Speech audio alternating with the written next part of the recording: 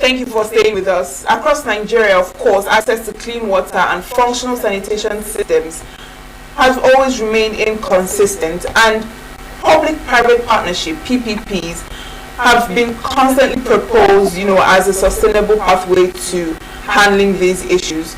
So this morning we're looking at PPP as panacea for sustainable water supply and sanitation services in Nigeria, with Mark Adeyemi Adedayo, who is a certified PPP expert and a wash and development expert.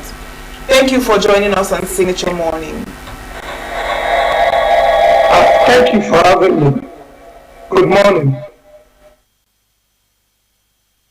Perspective, why has access to safe water and sanitation remained a persistent challenge in Nigeria?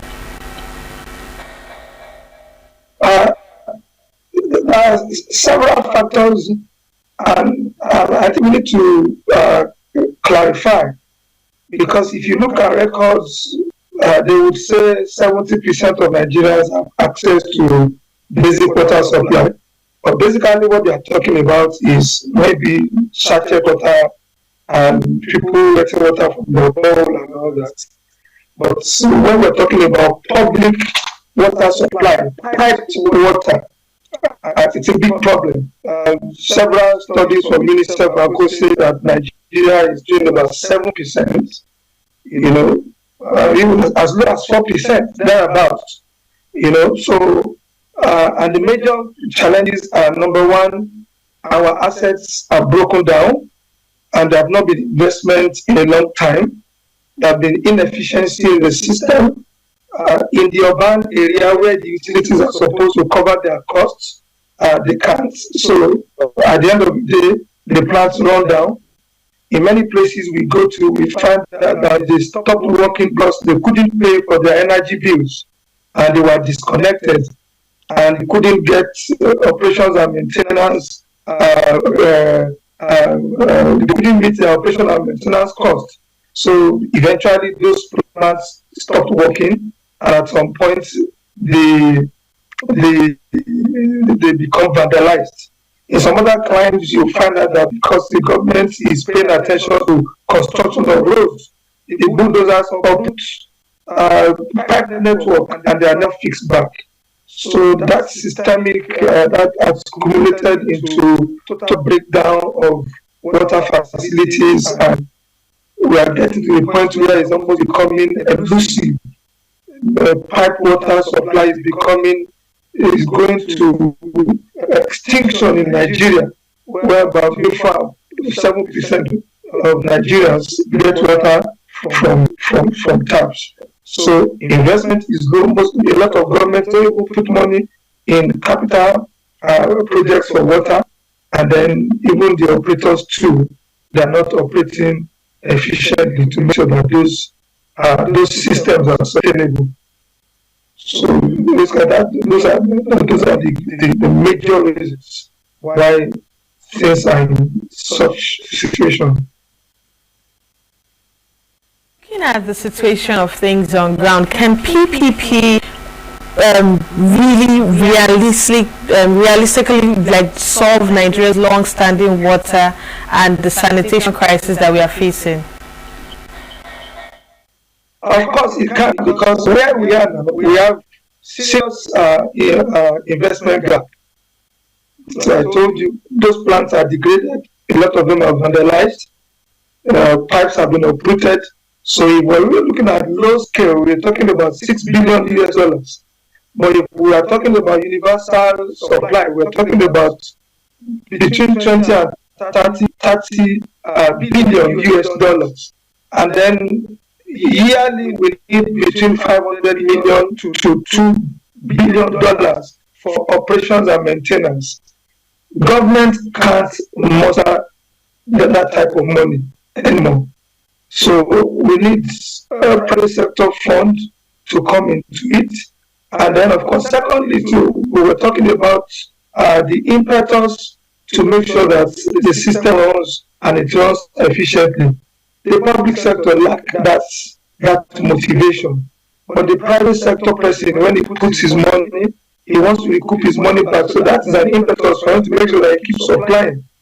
I've had experiences on several World Bank projects, French development, so many projects where these development partners, they bring grants, they bring loans, what that's between 50 to 100 million US dollars. And you find out that there's contract award, everybody is jumping around to make sure, but at the end of the day, very few people are committed getting water to the last mile. So you see assets, new assets developed, but the government is not even willing to release money to run it, able to buy the chemical to buy diesel. So but if it's the private sector that has invested about 50 million US dollars, he wants to recoup his money back, and he will definitely run it. And when I did some financial modeling recently, and I found that 60-70% of the cost goes to energy and chemicals. So if you build a plant, doesn't mean it's going to run. If there is no money to provide those things, it will still run, even though you spend billions building plants. But if it's a private sector that comes into this, whatever he puts into it, he wants to cook, and that means he has to provide water and supply water to the people, which is the ultimate development goal. That you get water to people's premises, and then we can begin to talk about how to get them to pay. So the situation we are now, we just need the private sector participation. We need the resources, we need the enterprise mentality, we need the efficiency. And this is we're talking about technology, innovative technologies, private sector that goes all out to do that so that they can minimize their cost and then they can raise their level of efficiency. So at this point, things are dying 40% for crying out loud. We just need any way we can get the private sector to come into the fray.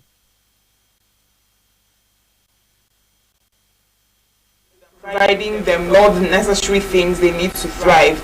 Do you really think that the public sector in Nigeria is willing and open to partner and give the private sector room to thrive and grow in these various sectors that need the intervention of private sector? Do you think the public sector is willing to partner with the private sector fully for them to thrive?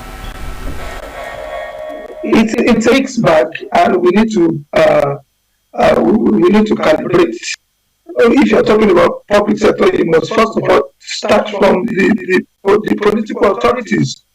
The political will in most cases is not even there. The focus of most governments is on roads and things that have very high opportunity to see oceans. But when it comes to water supply, since political fortunes are not going to be affected by lack of water because people are getting by. Because water is something that you must get. Like we say in the church, balance by fire, by force. So because people are getting by, the government feels no pressure. So the political authorities themselves have not demonstrated enough political will. I have several experiences where we have gone to some states, we identify some places where they badly need water. And if the private sector comes in, we can recoup money because it looks like a business case. But the political authority are not enthusiastic about it. So, so at that level, we really need a lot of advocacy so that the people in authority would know that we're in a very bad state, and then they need to let the people come in. Then in terms of the operators, maybe the people in the ministry, the people in the water agencies and all that, it's neither here nor there. Some of them, maybe because they are not fully informed, they feel you want to come and take what belongs to them away. And some of them give you cold shoulders, but there are some of them who actually promote it. We started this in 1998, 1999 in Lagos, and we were in the system. We promoted it. We advertised. We engaged. We engaged everybody. Internal, external communication. And we prepared the system for the private sector to come in. So in some places they feel they are losing something. But if you look at the reality, somebody who has about 15 water schemes under his mandate, and all the 15 schemes are dead. And then the private sector says, give me these two, let me take care of this, so you can look for funds to the 13. So it's supposed to be a win-win situation, and then you can rub off on each other. So I think people just need to realize that things are very bad, and rather than allow this sector to just die completely, let's open new doors and new opportunities. Help address the water problems, not just in the urban areas, but also in the rural areas. Yes, when you look at national policy, the national policy has expectation for urban, for small town, and for rural. If you're talking about the private sector, if you want the private sector to come and run system and charge, fees and all that, it's the most viable places are the urban centers, But yes, in small towns you find community approaches, which is also PPP in a way, where communities like we call them water consumer associations in some places. I know some places in this country where the plants have been built and those water consumer associations are running it. They charge the people, some money to run the system, So those kind of possibilities are there. In the rural, the private sector may not be able to try that much, except it is an output-based approach where you let the private sector go to build the plant, maybe sustainable plants with solar power plants that can actually, sustain itself, and then you just pay him off, just a service contract, something like that. If you want to do that, you want to do a management contract, management contract, where you just pay them the fees for running it. Yes, it's possible. He has an interest to make sure the system runs if it is performance based. But if it comes to, he needs to recoup his money from tariff, then you need to give him places where he can find customers that are willing to pay, customers that will appreciate, the value proposition and pay for it. So, and then of course in sanitation you talk about toilets in market, toilets in public places and all that. In a lot of markets, people, if they see clean toilets, they may even choose to pay a token, because when you are pressed, you just want to get it out of the way. And when you see clean toilets, you are encouraged to want to use it. So, but if you look at the rural area, people are paying. People are buying sachet water everywhere in the country. People are buying sachet water, and it's 20. I think it's 20 naira now per sachet about, because people must drink water, So whatever the case, the private sector is also there because it is the private sector that are producing the sachet water. But when we are talking about this institutionalized arrangement, that we're looking at basically urban, there may be small towns. Now let's look at the issue of inclusivity in all of this, because we know that there are groups that are disproportionately affected when it comes to inadequate water and sanitation. So how would you say that PPP models can, address, this social equity issue, particularly when it comes to gender, people living with disabilities, and marginalized groups in wash service delivery? First off, lack of water is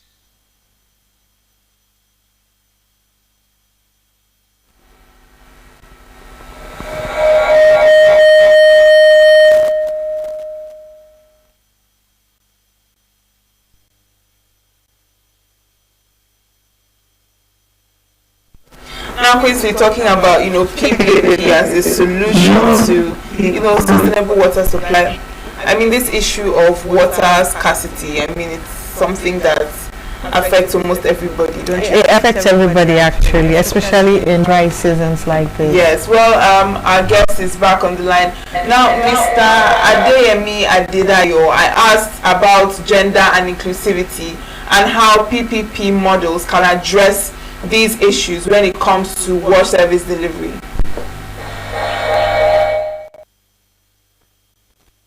That it also affects women, if you ask me. Sometimes you're out there in public and you need to use the public restroom, but it's not conducive enough for you for whichever situation you find yourself in.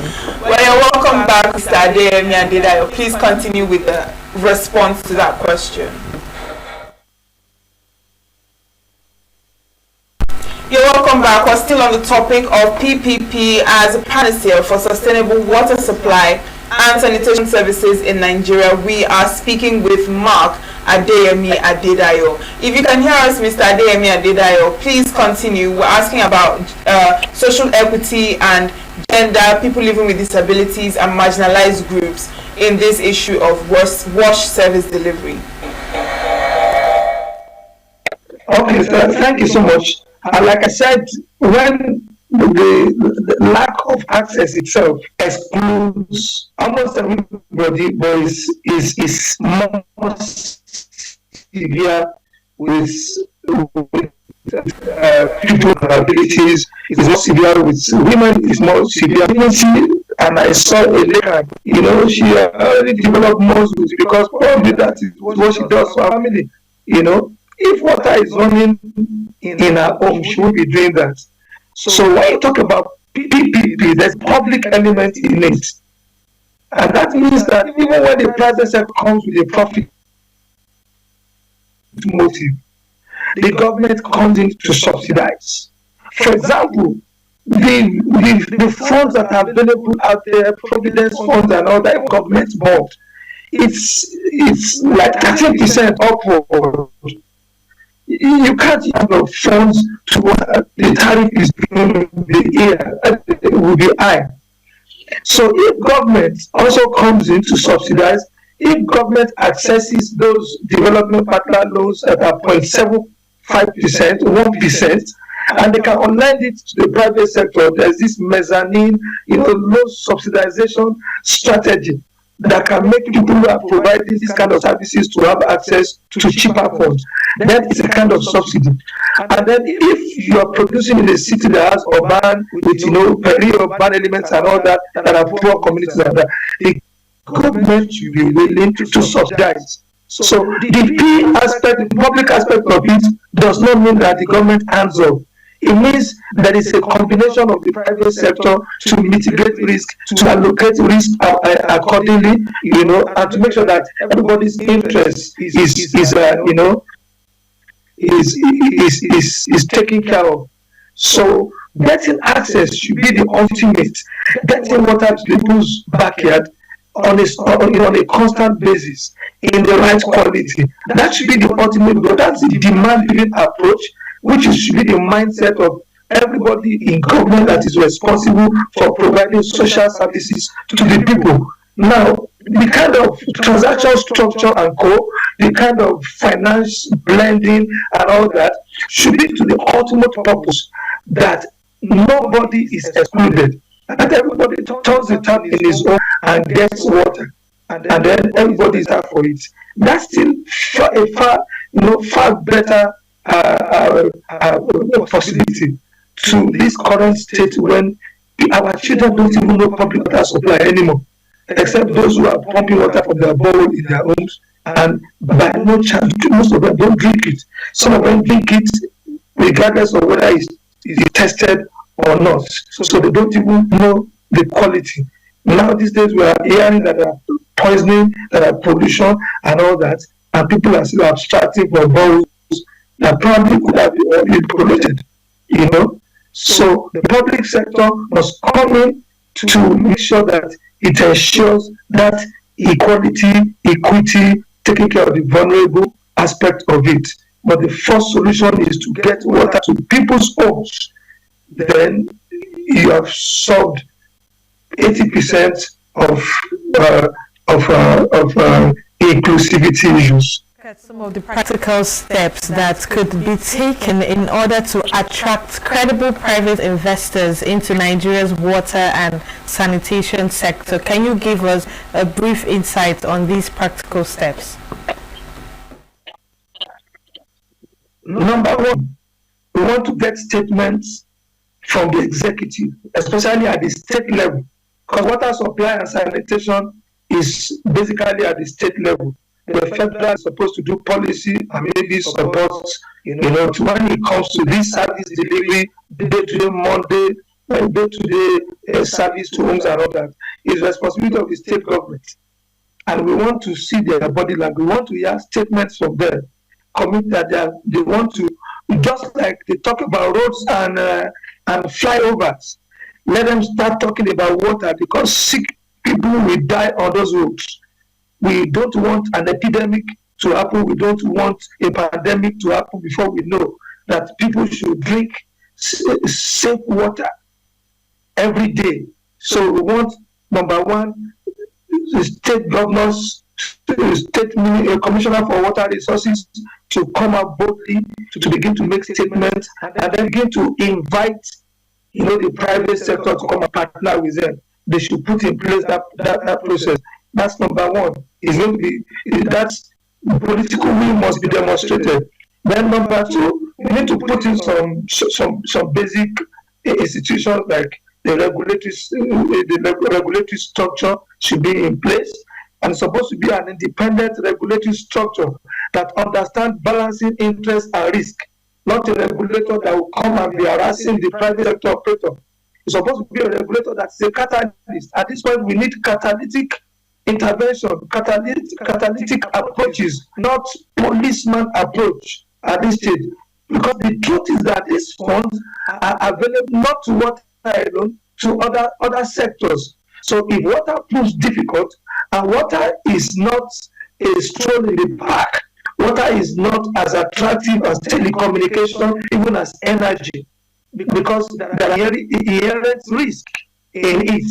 So there's a need to get the regulator, the institution that will play the catalytic role, so that the investor can see an enabling environment to come in.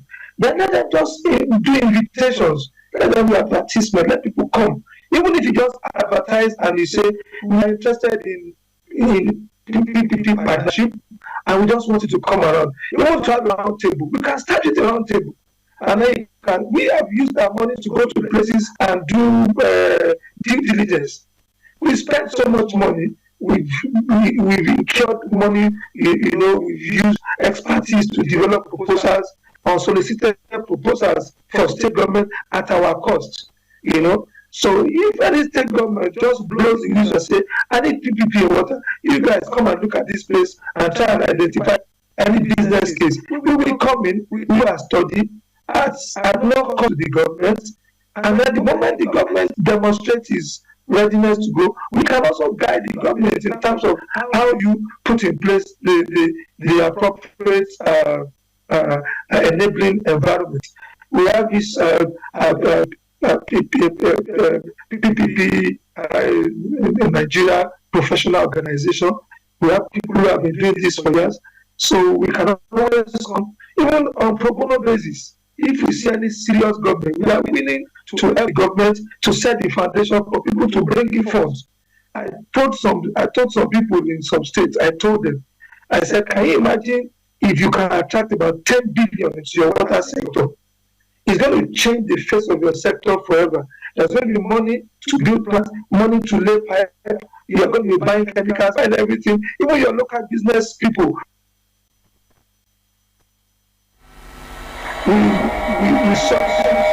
find out that there are business opportunities. People will lay pipe, and they pay on monthly basis. Doing nothing. We have young engineers, water engineers, who have stayed 3, 4, 5 years in water corporation, and they have never produced water before.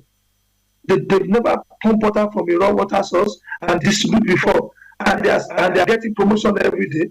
They are idle, and they are professionals who are idle. So it's endless possibility. if the government can just demonstrate political will. Some of us are ready to take it to the next level. So to talk about this particular subject matter. Please, can you come again? I missed your question. Okay, Mark, it wasn't a question. I was just thanking you for joining us this morning on the Signature Morning Show and giving us an insight on the particular subject matter. Thank you for having me. Of course, our conversation was on PPP as a panacea for sustainable water supply and sanitation services in Nigeria. Our guest, Mark Adeyemi Adedayo, he is a certified PPP expert / wash and development expert, and he joined us via Zoom to have this particular conversation. If you're just joining us, you can always watch this particular conversation on our YouTube page, and always leave a comment and share to the rest of your peers. Of course, this is where we draw the curtains on this conversation. We'll be back shortly to look at our last talk for this morning. Stay with us.